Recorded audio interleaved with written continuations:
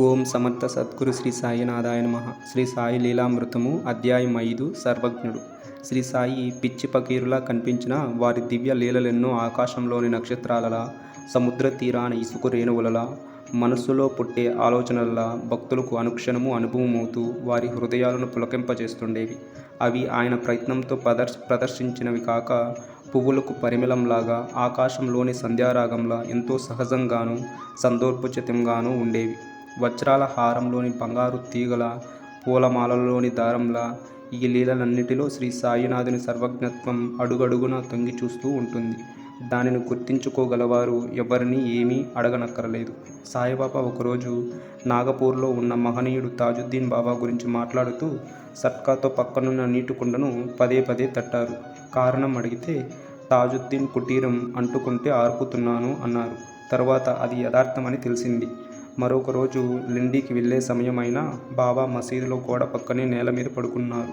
కారణం అడిగితే, నా సోదరుడు గజానన్ మహారాజ్ పరమపదించారు అన్నాడు. త్వరలోనే అది నిజమని తెలిసింది.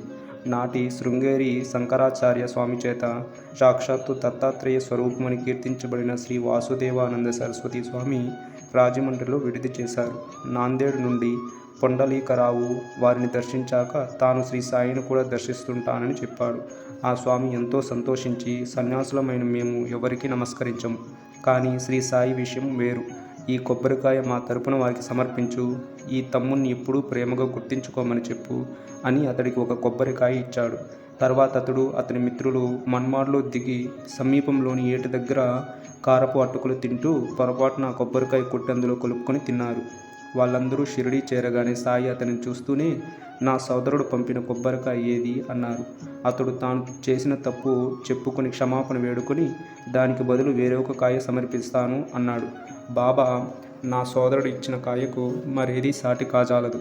అయినా జరిగిన దానికి బాధపడుకు, అంతటికీ భగవంతుడే కర్త అన్నారు. కన్నడ దేశంలోని వాడ్గంలో విడిది చేసిన అప్ప అనే మహాత్ముని గురించి, బెంగాలులోని శ్రీ రామకృష్ణ పరమహంస గురించి, పూనాలోని హజరత్ బాబాజాన్ గురించి, ఇలా ఇంకెందరి గురించో వారికి సర్వము తెలుసు. పూనాలోని భీమశంకర ఆలయంలో ఉన్న ఒక సాధువును గాడ్గిల్ దర్శిస్తుండేవాడు. ఆయన ఒకసారి అతడిని శ్రీ సాయి దర్శనానికి పంపారు. అతడు షిరిడీ చేరి, ఇక్కడ ఏ మహాత్ముడైనా ఉన్నారా అని విచారిస్తే, ఇక్కడి మసీదులలో ఒక పిచ్చి పకీరు మాత్రం ఉన్నాడు అని చెప్పారు. శ్రీ సాయి ముస్లిం అని సంశయిస్తూనే గాడ్గిల్ మసీదు చేరాడు.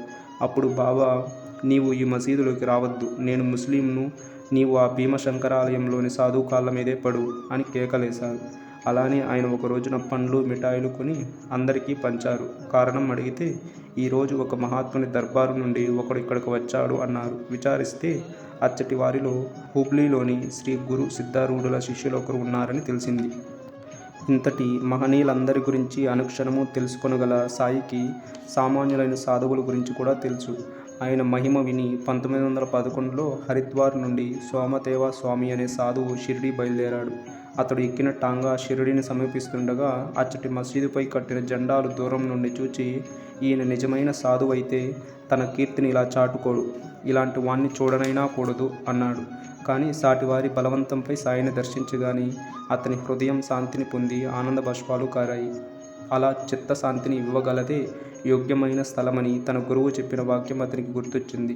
కానీ సాయి కోపంతో, జెండాలు ప్రదర్శించుకునే ఈ కపట సాధువును చూడనైనా చూడకూడదు, తిరిగి నీ స్వస్థానానికి వెళ్ళిపో, ఈ మసీదులోకి వచ్చావో జాగ్రత్త అని గద్దించారు. అతడు ఆయన సర్వజ్ఞత్వం చూసి పశ్చాత్తాపంతో శరణు వేడాడు. అప్పుడు అతనికి మసీదులోకి ప్రవేశించనిచ్చారు బాబా.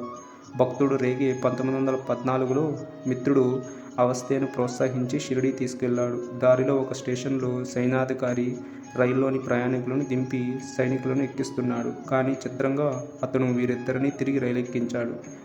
రేగే రాత్రంతా భజన చేశాడు. వారు షిరిడీ చేరగానే రేగేని చెబుతూ సాయి, అతడికి ఎవరినైనా వెంట తీసుకొస్తే గానీ తృప్తి లేదు. వాళ్ళు నా బిడ్డలను రైల్లో నుంచి దింపేయాలని చూచారు, కానీ వీళ్ళిద్దరిని దింపవద్దని ఆ సైన్యాధికారికి చెప్పాను అన్నాడు. రేగేని చూపుతూ, నాకు రాత్రంతా నిద్ర లేదు, నా పడక చుట్టూ బాబా బాబా అన్న ఇతడి కేకలే అన్నారు. మనం చేసేది ఎవరికి తెలియకున్నా మనకు తెలుస్తుంది. అలా మనలో అన్నీ తెలుసుకునేది సాయియే.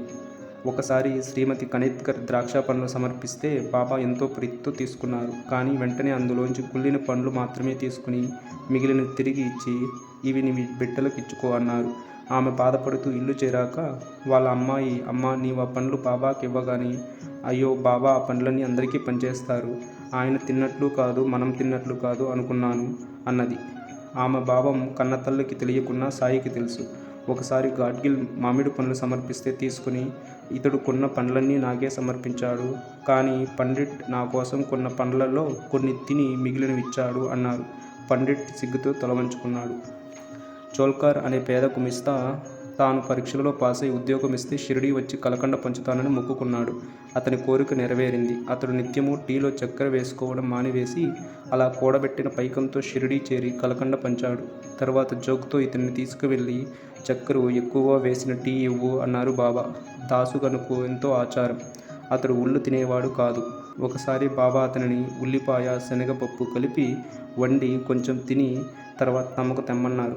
అతడిది తేగానే నీవు తిన్నావా అన్నారు. అతడు తిన్నానన్నాడే గాని నిజానికి అతడు అందుకు ప్రత్యామ్నాయంగా దానిని వేలుతో తాకి పెదవికి గడ్డానికి ఆనించుకుని ముఖం కడుక్కున్నాడు. బాబా నవ్వి అతడు చేసినది చేసి చూపారు. ఉల్లి అతనికి ఎంతో మేలు చేస్తుందని తినమని చెప్పారు. ఒకసారి దీక్షస్ మసీదుకు రాగానే బాబా నీవు తాంబూలం ఇవ్వలేదు అని అతన్ని అడిగి తీసుకున్నారు. గదిలో తాను పూజ చేసేటప్పుడు తాంబూలం అర్పించడం మర్చిపోయానని అతడికి అప్పుడు గుర్తు వచ్చింది.